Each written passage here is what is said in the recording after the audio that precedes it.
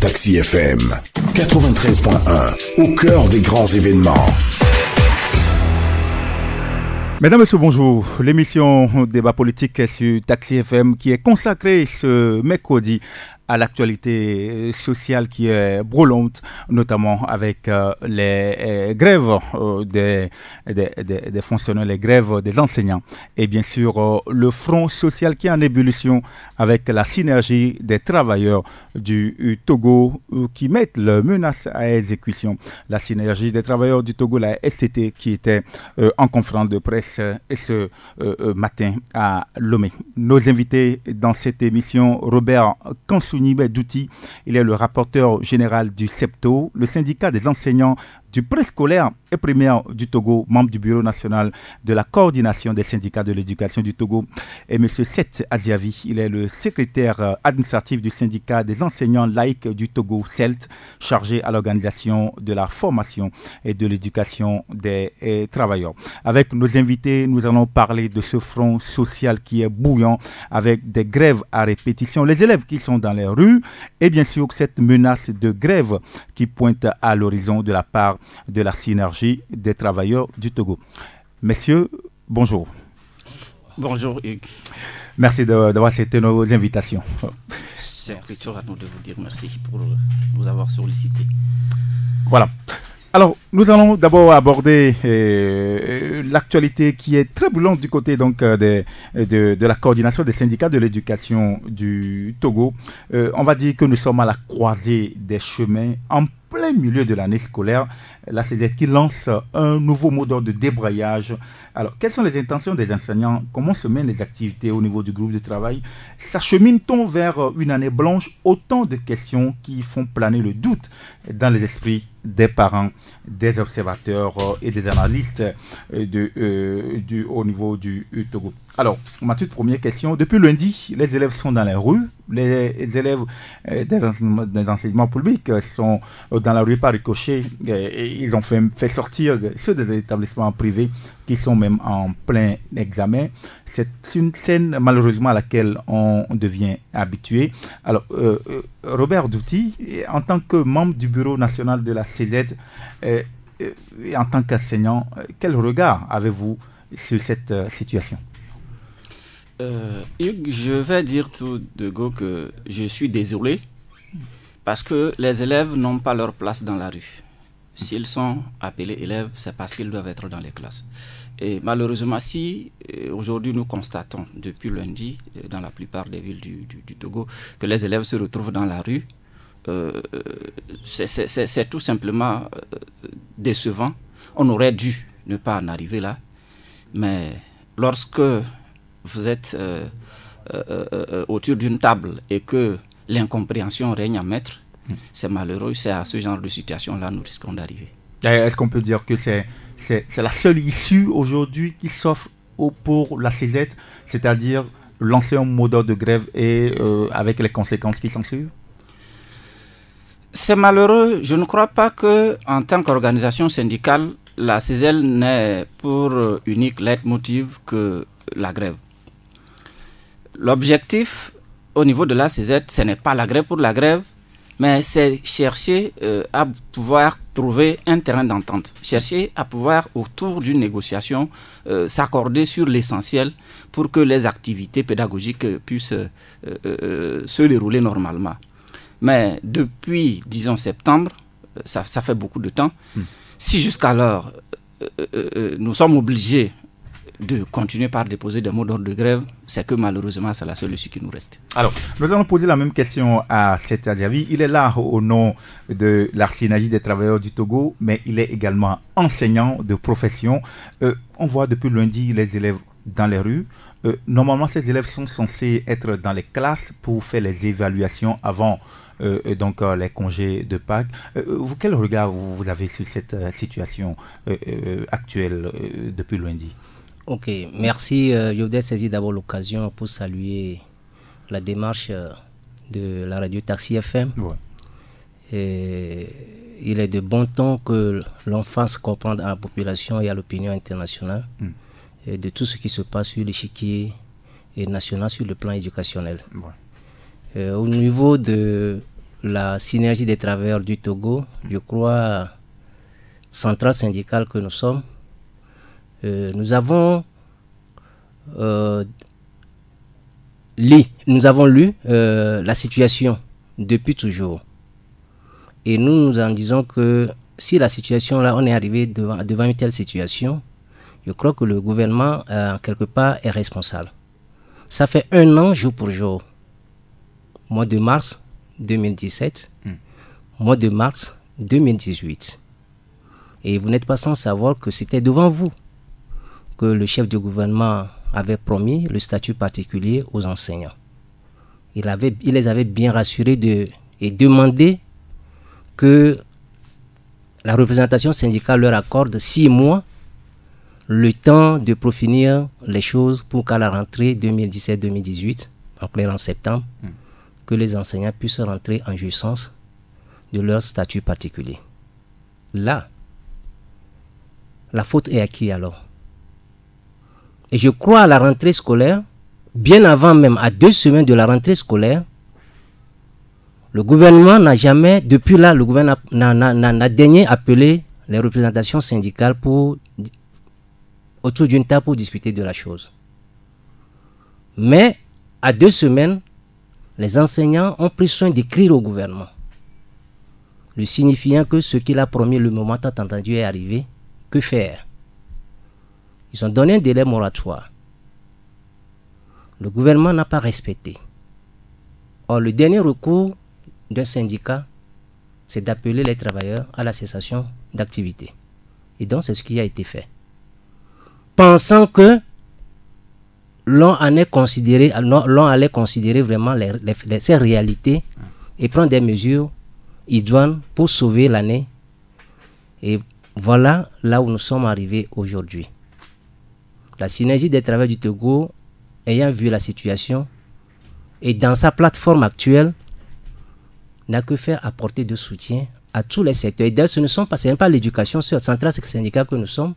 Au niveau de l'administration, des services de l'administration publique, il y a des agitations, y compris des enseignants. Donc, la lecture que nous faisons actuellement de la situation, c'est que nous demanderons seulement, très simplement au gouvernement, de penser, puisque dans la vie d'un pays, il y a 3 secteurs fondamentaux: l'éducation, la santé, l'agriculture. Pour un développement durable, si les 2 secteurs-là est bien tenu dans les mains du pouvoir, des tenants du pouvoir, je crois qu'ils ne vont pas démériter. On va revenir tout à l'heure sur la plateforme revendicative de la synergie des travailleurs du Togo, la STT. Mais nous sommes profondément dans cette dynamique, surtout pour les enseignants, parce que c'est une scène malheureusement à laquelle on devient un habitué, où les élèves sont pratiquement dans la rue depuis quelques jours déjà. Alors que nous sommes actuellement en pleine période d'examen, je voulais poser la question à Norbert Douti, qui est membre du bureau national de la CESET. Est-ce que c'est le moment le moment est bien choisi pour faire ce mouvement de débrayage, parce que nous sommes en pleine période d'examen pour la plupart des élèves, lorsque nous suivons normalement le découpage de l'année scolaire? Je suis désolé de vous répondre qu'il n'y a pas un moment bien choisi pour lancer un mot d'ordre de grève. En principe, le mot d'ordre de grève ne devrait même pas être lancé dans un système où il y a l'écoute mutuelle et la compréhension. Malheureusement, si nous en arrivons là, je répète qu'il n'y a pas de moment choisi pour lancer un mot d'ordre de grève. Et étant dit que les enseignants jusqu'à aujourd'hui, comme le camarade vient de le souligner, sont restés sur leur soif, il n'y a pas de raison qu'on dise que c'est parce que les élèves sont en évaluation que nous devons ne pas lancer le mot d'ordre de grève. Et je suis même surpris qu'on puisse nous parler d'évaluation. Puisque lorsqu'on parle d'évaluation, ça veut dire qu'en amont, on a enseigné. Ouais. Et pour être honnête, je doute très fort que, notamment dans les établissements publics, dans la plupart des établissements publics du Togo, qu'il puisse avoir eu une évaluation en tant que telle. C'est vrai que l'année scolaire a été fortement perturbée par des mouvements de grève à répétition. Donc vous, au niveau de la CZ, vous ne pensez pas que les élèves ont étudié assez longtemps pour qu'on les évalue sur ce qu'ils ont pu faire? Parce que vous êtes enseignant et vous savez le volume d'horaires, le volume d'études que vous avez quand même prodigué aux élèves pour les évaluer en ce moment précis. Les dates des examens, le plus souvent, sont programmées, même au début de la rentrée. Et pour répondre directement à votre question, je pense que tout bon observateur aurait pu quand même constater qu'il n'y a pas eu suffisamment de cours. Et comme vous le dites, en principe, le volume horaire qu'il faut exécuter avant d'évaluer les élèves, en réalité, n'est pas atteint. Ça, soyons francs de le dire, parce que si nous prenons uniquement le mois de février, en résumé, tout le mois de février n'a compté que 5 jours de cours. 5 jours. 5 jours. Donc, en principe, nous, on n'est pas contre l'évaluation, on doit évaluer. Mais nous interrogeons du fait qu'en principe, on n'a pas enseigné grand-chose pour évaluer les élèves. Alors, nous allons remonter le temps pour faire un peu la chronologie, la genèse un peu de ce mouvement. C'est vrai que M. Seth Adiavi a un peu récapitulé un peu que 2 semaines avant la rentrée scolaire, vous avez relancé l'autorité, notamment le ministère des enseignements primaires et secondaires, sur la nécessité de trouver quand même aujourd'hui un compromis pour ce statut particulier, je vais dire en parenthèse fameux, parce que c'est autour de ce statut des enseignants que se cristallisent aujourd'hui toutes les revendications. Alors, M. Seth Adiavi, l'année scolaire 2016-2017, on a vu que cette année scolaire aussi a été fortement perturbée, mais Dieu merci qu'on est arrivé quand même à faire des examens, et il y avait une sorte d'entente tacite entre les centrales syndicales. Quand je parle de centrales syndicales, c'est-à-dire les syndicats de l'éducation et le gouvernement, pour que à la rentrée de cette année scolaire, qu'on puisse véritablement trouver un accord autour de ce statut particulier des enseignants. Est-ce qu'aujourd'hui, vous êtes un peu surpris qu'on en arrive encore là à parler de ce statut particulier, alors que les choses devraient être faites bien en amont? Merci. Je pense que vous-même, vous êtes parent d'élèves, vous êtes parent d'élèves, et l'analyse de cette situation, ce n'est pas à moi de vous le dire. Vous vivez, vous êtes Togolais. La réponse, vous l'avez. Mais la question à se poser aujourd'hui, avant de répondre à ta question, est que quand aujourd'hui on dit qu'on veut aller aux évaluations avec ces perturbations par rapport à l'année dernière, 2016-2017, ce n'était pas chronique comme pour 2017-2018. Et d'ailleurs, pour sauver cette situation, je m'en tiens toujours à la promesse de l'autorité. Et pour nous, l'autorité qui disait « Donnez-nous 6 mois pour que tout rentre en jeu », cette promesse-là a rassuré les enseignants à se mettre sérieusement au travail pour sauver l'année scolaire 2016-2017. Mais force est de constater que cette promesse est balancée du revers de la main et l'on revient encore, tout comme si c'est une nouvelle plateforme que l'on a déposée pour 2017-2018. Le développement d'un pays passe par un enseignant. Dans une localité où se trouve un seul enseignant, je vous dis que toute la population a le regard sur cet enseignant. Et donc, pour revenir à ta question, je dirais d'ailleurs que le gouvernement même, aujourd'hui, qui se pose la question de savoir quel profil de futurs citoyens l'école togolaise aujourd'hui forme. Je reprends la question. Que les auditeurs posent aussi cette question à l'autorité. Quel profil de citoyens togolais, futurs citoyens togolais, l'école togolaise forme aujourd'hui? Un parent qui s'évertue, achète les fournitures, achète paie l'école. Bon, heureusement que du préscolaire au primaire, il n'y a pas d'écolage. Au secondaire, premier cycle, deuxième cycle, il paie l'écolage. Et l'enfant va à l'école et revient à la maison. Mais ça fait mal. À nous les enseignants même, ça nous fait mal. À nous les enseignants, ça nous fait mal. Et moi, je me dis que cette question, c'est à renvoyer à l'autorité, au pouvoir. Parce que c'est eux qui ont la même mise sur les richesses du pays aujourd'hui.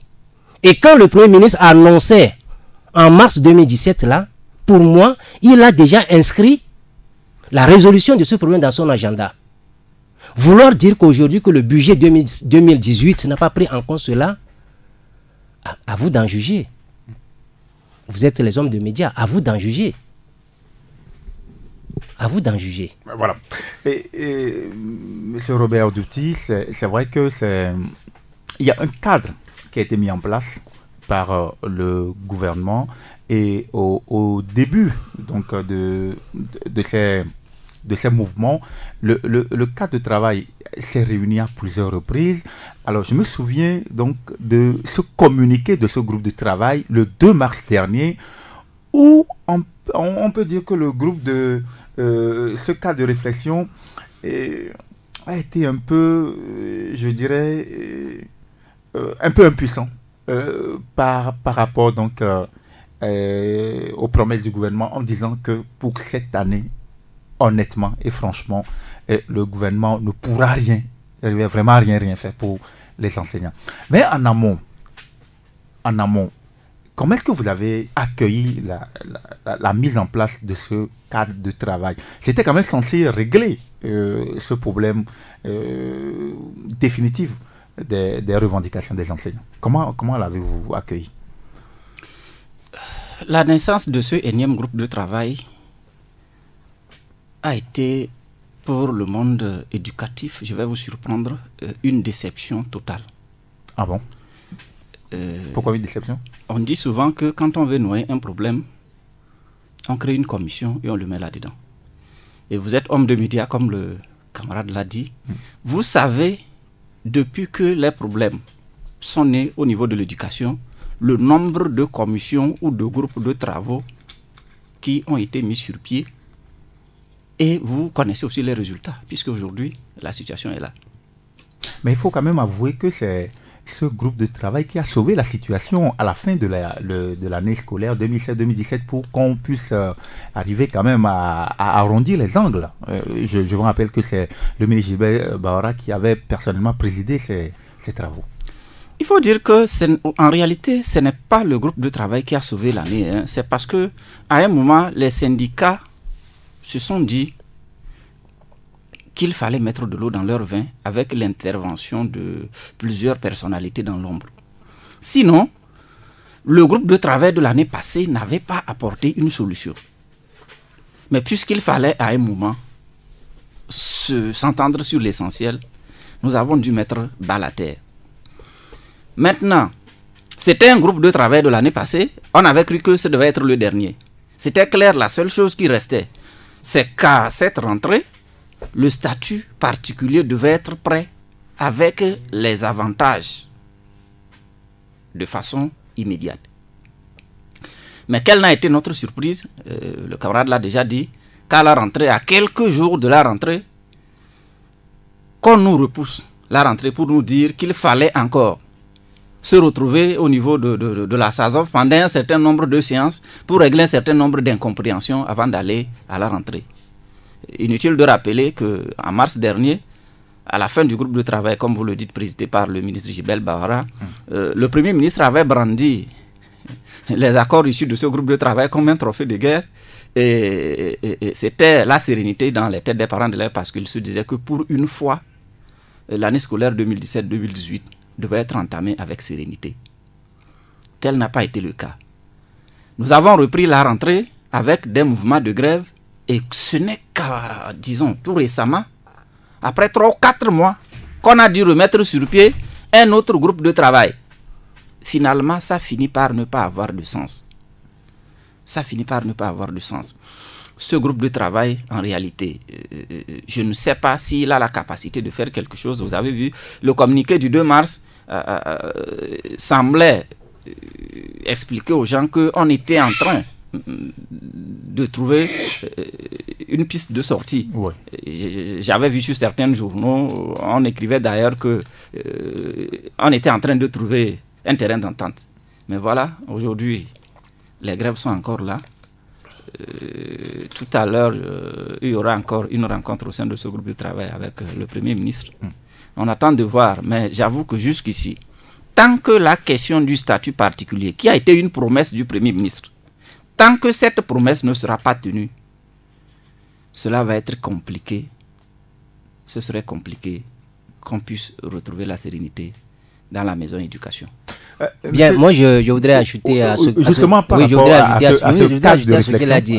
Oui, je crois que en mars 2017, il était question de mettre sur pied un comité de rédaction de ce statut particulier, avec tous les contours possibles. En réalité, le temps a été donné. Lorsque ce comité a fini son travail, il revient maintenant au gouvernement d'appeler les syndicats dans les 6 mois-là.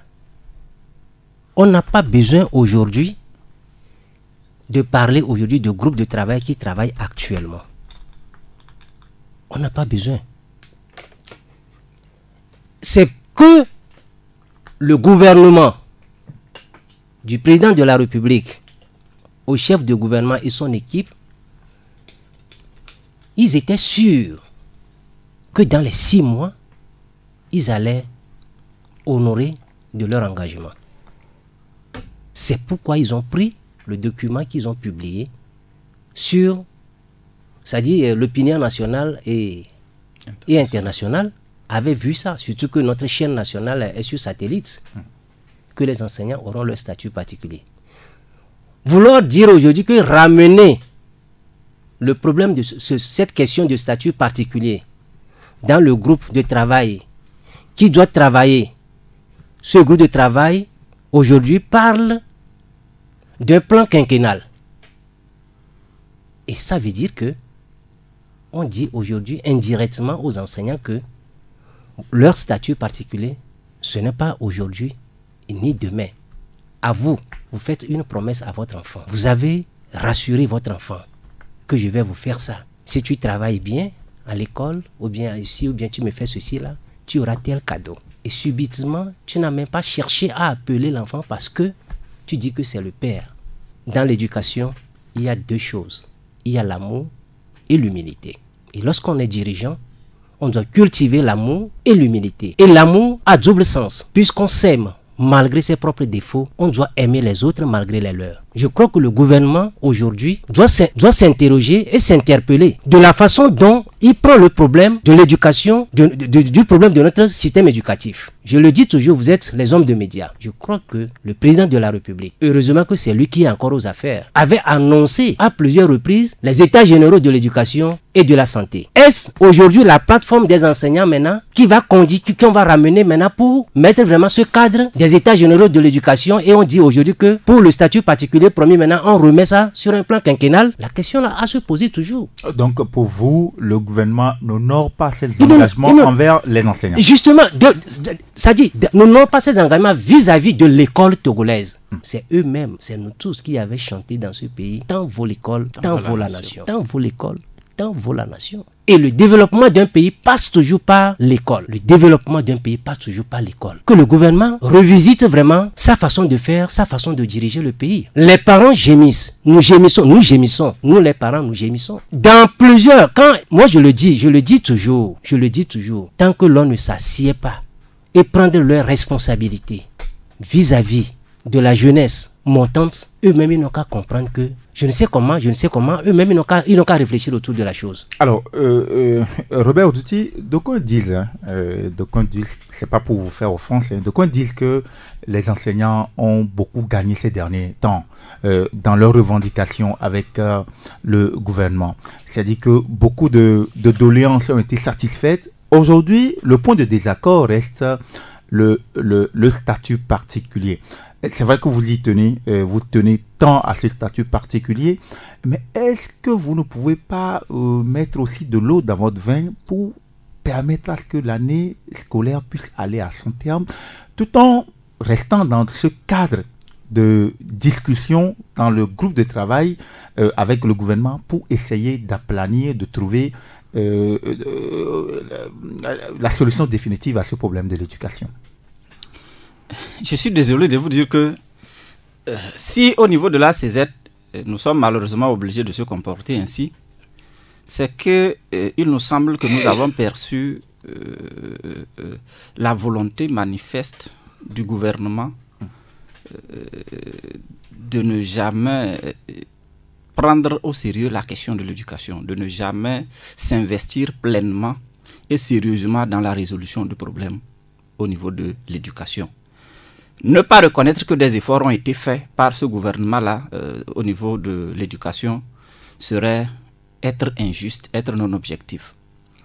Mais il faut reconnaître qu'aujourd'hui, il y a problème parce que quelqu'un a fait promesse à quelqu'un d'autre et il n'a pas honoré. Et pire, si à la rentrée, le gouvernement, à l'approche même de la rentrée, le gouvernement était le premier à approcher les syndicats pour leur dire « Nous avons promis tel, mais voilà, pour un certain nombre de contingences, nous ne sommes pas à mesure de... » On aurait pu comprendre. Ce qui se passe, ça veut dire tout simplement que bien avant la rentrée, si la CZ n'avait pas, à travers un courrier, rappelé au gouvernement qu'entre-temps, il avait fait une promesse et qu'il restait seulement quelques jours pour qu'il puisse tenir cette promesse-là pour que la rentrée soit apaisée, c'est sûr, jusqu'aujourd'hui, rien n'en aurait été.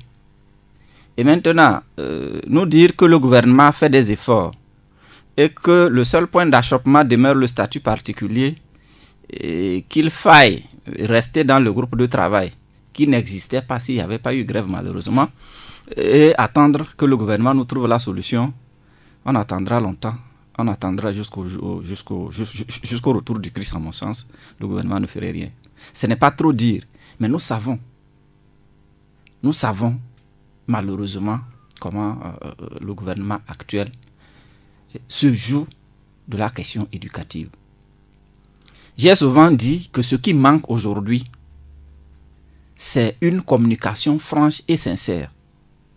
Les syndicalistes ne sont pas des monstres à deux têtes, c'est des humains. Toujours est-il que le gouvernement ne ferme pas la porte aux discussions, puisqu'on a appris qu'il y a encore une réunion cet après-midi. Vous savez, Hugues, je vais vous surprendre. Et les syndicats. Je vais vous surprendre. Hein. Nous connaissons suffisamment l'habileté et la superbe intelligence de ce gouvernement qui constitue à vous enfermer de façon périodique dans un cadre de discussion à ne jamais terminer. Entre-temps, il y a eu un cadre qu'on a appelé cadre permanent de concertation.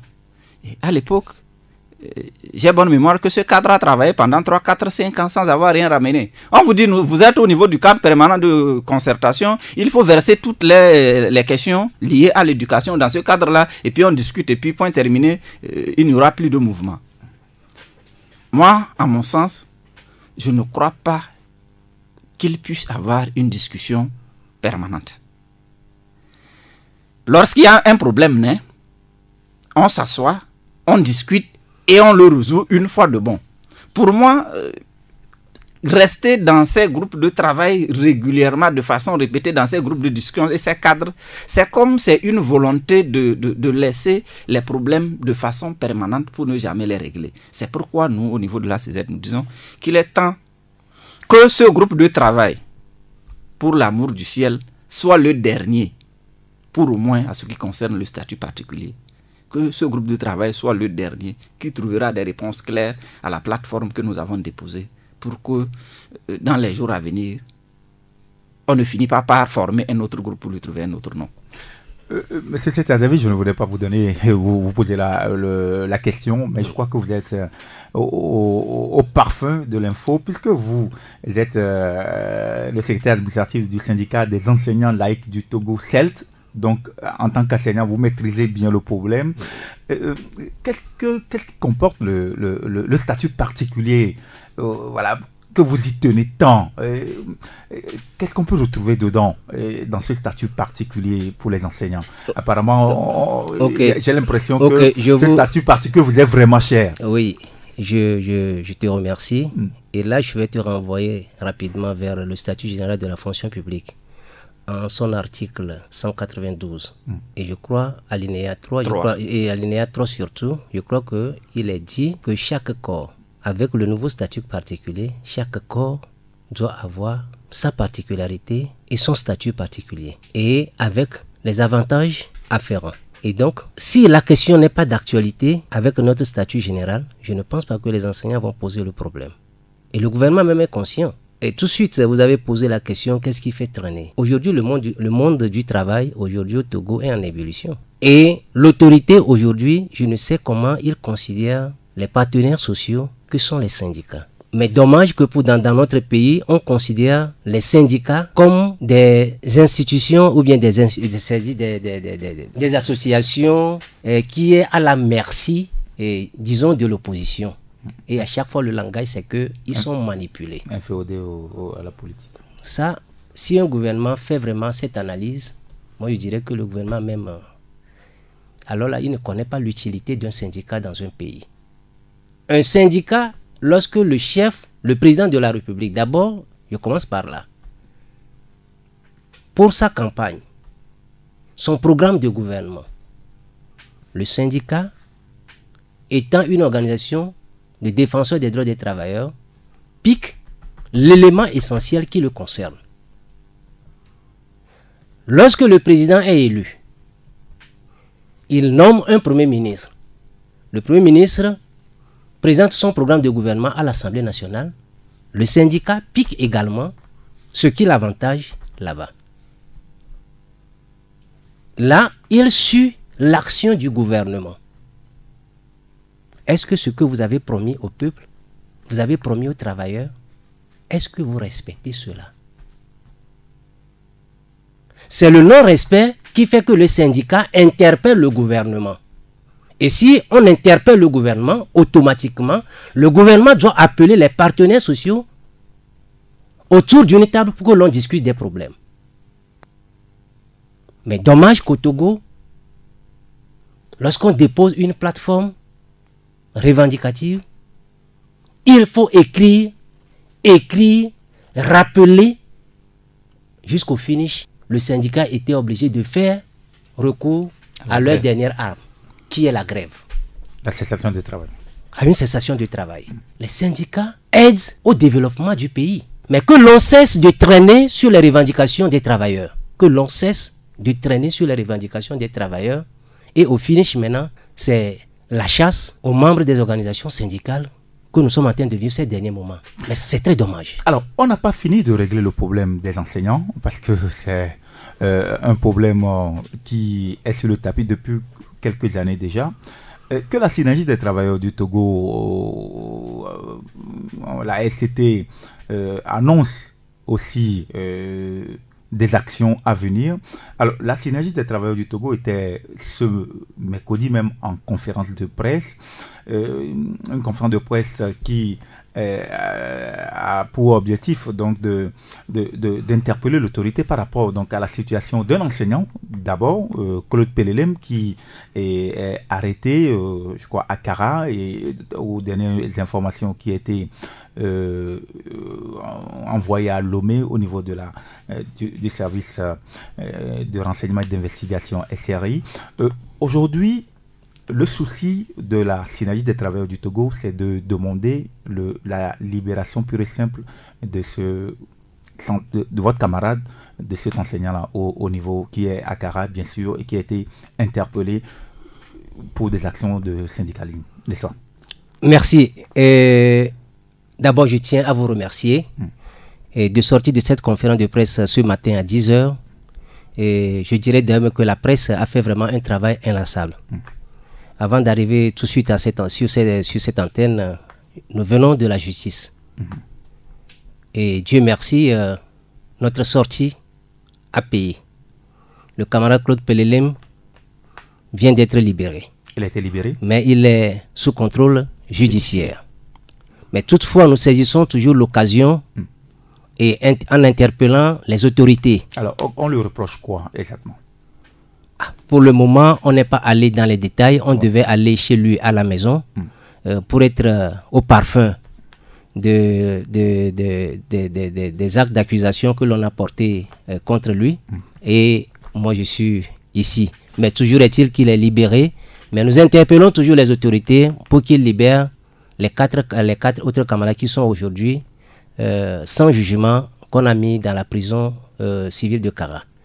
Et toujours pour les mêmes motifs. Toujours pour les mêmes, puisqu'ils sont allés en soutien demandant la libération de Claude Pelelem, qu'on a pris de Kara, Manu Militari et amené au SRI à Lomé. Et donc ils sont allés pour demander sa libération. C'est par là que on a interpellé trois autres collègues, trois autres camarades. Et la quatrième personne, lui c'est un passant, c'est ce que nous avons, c'est l'information qui nous est apportée, que lui c'est un passant, mais qui a été interpellé, comme quoi qu'il est aussi enseignant. Donc nous demandons aux autorités, ils ont déjà commencé à eux de finir rapidement parce que le monde des travailleurs, une fois qu'un cheveu d'un travailleur togolais est touché, ils verront en charge la représentation syndicale. Et donc, ils n'ont qu'à tout faire pour libérer les autres camarades. Ah, voilà. Donc, la bonne information de cet après-midi, c'est la libération de Claude Pelelem, enseignant au niveau de Kara, qui a été donc... c'est un professeur d'allemand. Un professeur d'allemand qui a été donc libéré. Je rappelle que c'était l'objet donc de la conférence de presse de la synergie des travailleurs du Togo STT ce mercredi à Lomé. Et parallèlement à cela, je pense que la synergie des travailleurs du Togo a une plateforme revendicative. Est-ce que vous pouvez nous rappeler cette plateforme-là? Merci. Au point 1, nous demandons le doublement de la valeur indiciaire. 2, la restauration des indemnités de départ à la retraite et en payant à ceux-là aussi qui sont partis le 1er avril 2011. Parce qu'il y a des gens qui sont partis en 2011. Et le troisième point de notre plateforme, c'est l'appui de la synergie des travailleurs du Togo à tous les secteurs d'activité en ébullition qui font grève sectoriellement. Au même moment encore, nous demandons que le statut particulier soit donné comme prévu par notre statut général de la fonction publique aux différents corps, à savoir la police, les plénipotentiaires, les militaires, les sapeurs-pompiers, etc. Donc, tous les corps afférents, et la santé, l'éducation et les autres corps qui devaient bénéficier du statut particulier, que l'on donne le statut particulier conformément à notre statut général. Alors, on le voit bien, cette plateforme revendicative englobe beaucoup de choses. Alors, on a vu cette semaine qu'il y a eu une grève sèche de la part donc, du Synfort, le syndicat des praticiens hospitaliers du Togo. Alors, la synergie des travailleurs du Togo a eu quand même... Est-ce que la synergie a eu à gérer personnellement cette situation-là, puisqu'on a appelé à la fermeture de la morgue, des laboratoires et autres. Est-ce que vous avez eu à prendre à tâche longue avec les premiers responsables du Synfort? Et est-ce qu'on peut dire aujourd'hui, à l'heure actuelle, que la situation est rentrée, ou la situation s'est normalisée? Ok, l'on ne serait arrivé là s'il n'y a pas eu interpellation d'un travailleur. Le camarade Iou, Majesté. L'on ne devrait pas arriver là si ce camarade n'était pas interpellé. Et je crois que l'université de Lomé est une institution autonome qui a des structures compétentes qui peut régler des affaires. Vouloir voir... Bon, on peut laisser la latitude au SRI de mener toutes les enquêtes possibles. Mais il faut que les rapports d'enquête sortent d'abord pour trouver les faits d'accusation réels avant de chercher à incarcérer quelqu'un. Et donc cette situation est arrivée, c'est parce que un praticien est en situation. Et donc automatiquement, le Synfort étant membre de la synergie des travailleurs du Togo, nous savons tout. Nous savons tout ce qui s'est passé. Mais aujourd'hui, nous pouvons dire que face à la libération, je crois que le service minimum est rentré de droit, puisque nous savons que selon le statut général, il y a aussi des droits d'acquisition pour que les gens puissent travailler normalement. Donc la situation est revenue à de meilleurs sentiments. Mais toutefois, devant une telle situation, nous appelons tous les travailleurs du Togo, publics, parapublics, à une grande assemblée générale. C'était prévu sur le vendredi après-midi, mais c'est une assemblée générale extraordinaire demain pour analyser la situation et arriver à trouver, à demander à la base de se prononcer par rapport à la situation et définir les conduites à tenir. Donc, assemblée générale extraordinaire demain jeudi, organisée par la synergie des travailleurs du Togo. Alors, revenons à votre plateforme revendicative. Vous l'avez soumise à l'autorité. Est-ce qu'aujourd'hui, le gouvernement vous a appelé à une table de discussion pour réfléchir sur cette plateforme revendicative, parce que n'oublions pas que il faudra trouver une solution à cette plateforme revendicative. Est-ce que ça a été fait? Est-ce que vous avez pris attache avec le gouvernement sur cette plateforme revendicative, ou est-ce que les autorités prendre attache avec vous avez appelé pour discuter de cette plateforme-là? Je crois que c'est ce que je viens de dire. Je viens de le dire tout de suite. Lorsque je te donne un document qui a trait à ma profession en tant qu'employeur, le réflexe, c'est d'appeler. Jusqu'à ce jour, pas d'appel. C'est ça qui a amené la synergie des travailleurs du Togo à rentrer en grève. Pas d'appel. Je dis bien les partenaires sociaux que nous sommes et qui doivent accompagner le gouvernement, l'interpeller sur ceci, sur leur programme de gouvernement. On n'appelle pas les partenaires sociaux que sont les syndicats. Mais vous voulez que les gens fassent quoi?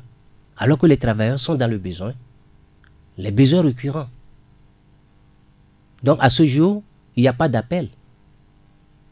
Donc on va dire que la plateforme revendicative de la synergie des travailleurs du Togo est restée telle. Ça ne bouge pas, il n'y a pas eu d'appel de la part du gouvernement et la situation n'a pas bougé d'un iota à ce niveau. C'est ça. Alors, revenons donc à la coordination des syndicats de l'éducation du Togo. Nous sommes en pleine période, on va le dire, des évaluations. Bientôt, les périodes de congé de Pâques. On va dire que la situation aussi ne bouge pas, est restée à l'état. Quel avenir donc pour ces élèves? Parce que les élèves n'ont pas composé, n'ont pas fait d'évaluation.